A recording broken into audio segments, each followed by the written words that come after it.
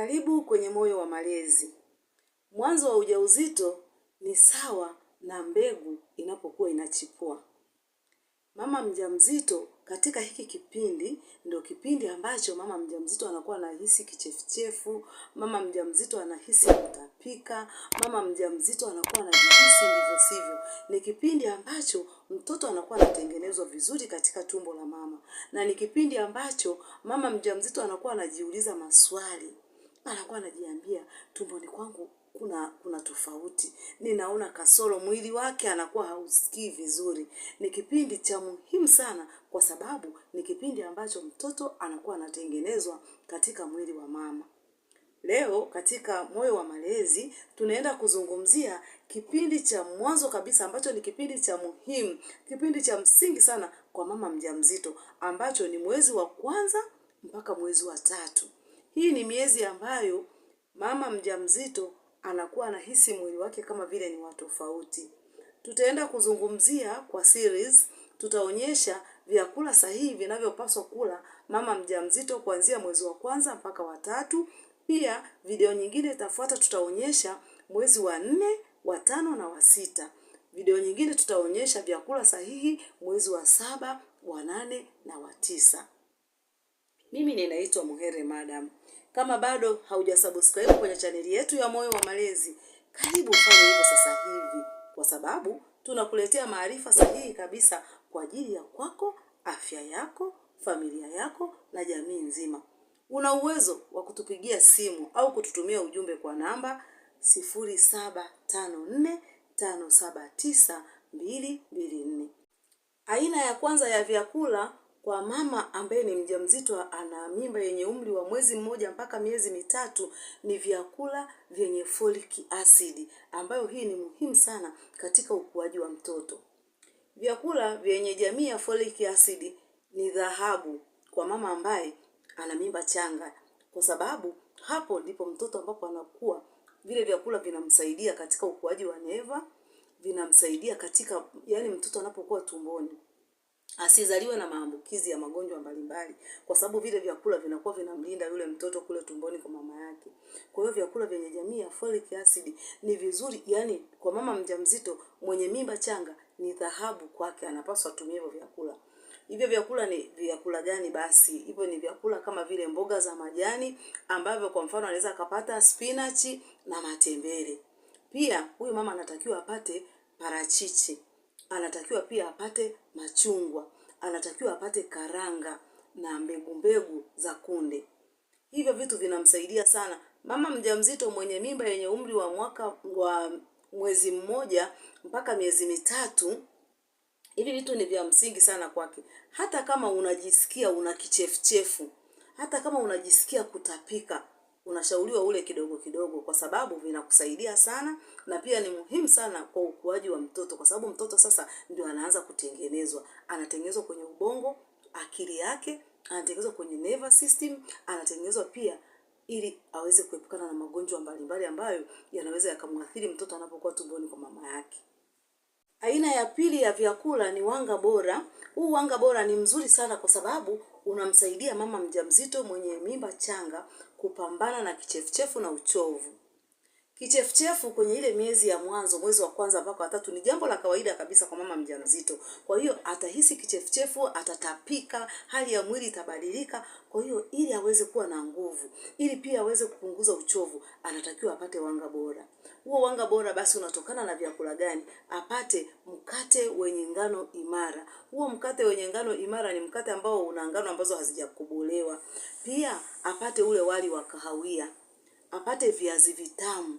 Huyo mama anapopata vitu kama hivyo, vitu ambavyo ni imara kabisa, vinaweza kumsaidia. Pia apate ugali. Ugali wenyewe uwe ni wa dona, isiwe mahindi ambayo yamekobolewa, hapana.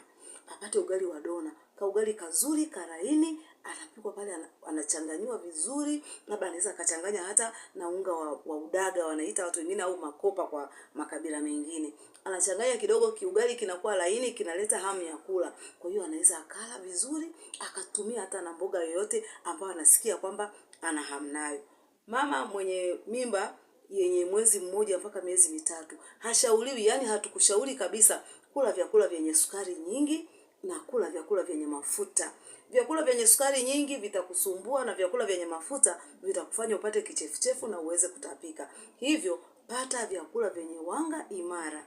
Hivyo vitakusaidia sana.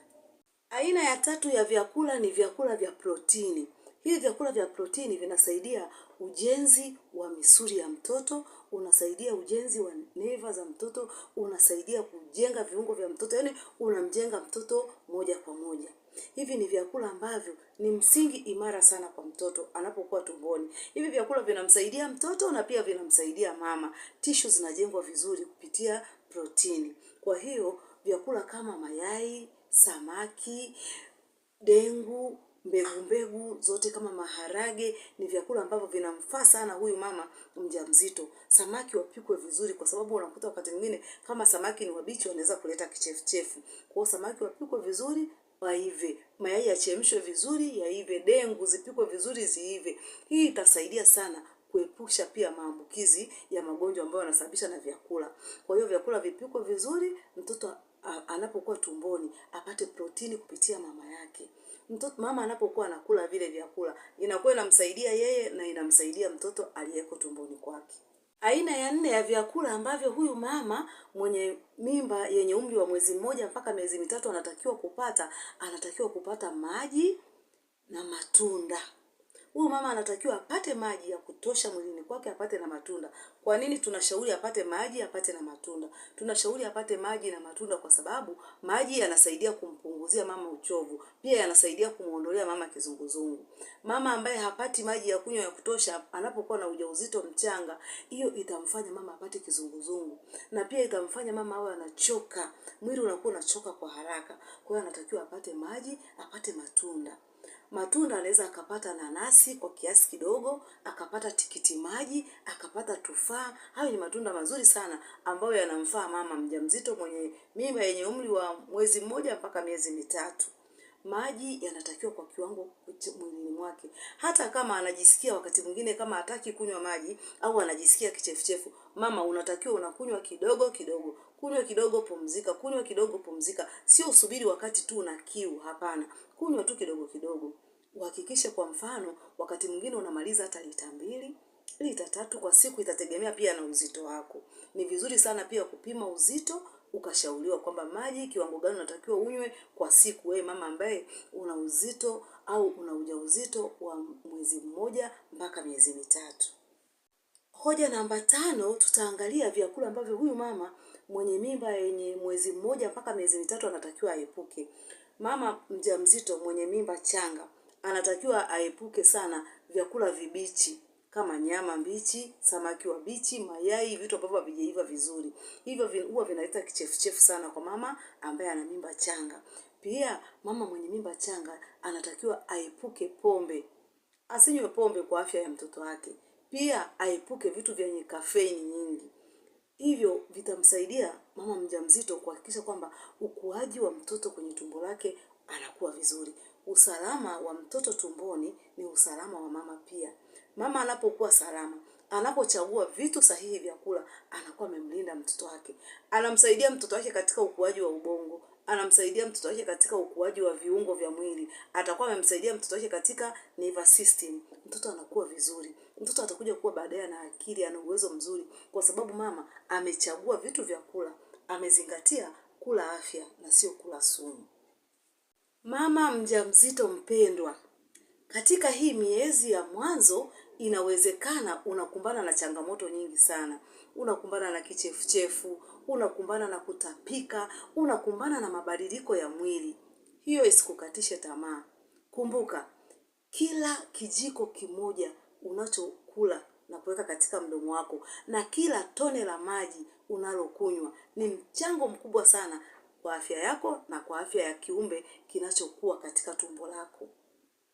Jipende, jithamini, jielewe na wala usijilaumu. Pale unapokumbana na changamoto, hakikisha unamuona daktari. Kumbuka kwamba afya yako ndio afya na ustawi wa mtoto anayekuwa katika tumbo lako. Bila shaka umejifunza kitu kipya au kitu kizuri siku ya leo. Hivyo usiache kushare hii video kwa wanawake wengine ambao wanatarajia kuwa wazazi kesho au wana mimba changa waweze kujifunza hiki kitu ambacho umejifunza leo. Usiache kulike. Pia subscribe kwenye channel yetu ya Moyo wa Malezi ili uweze kupata vitu vizuri ambavyo tunakupa katika mfululizo.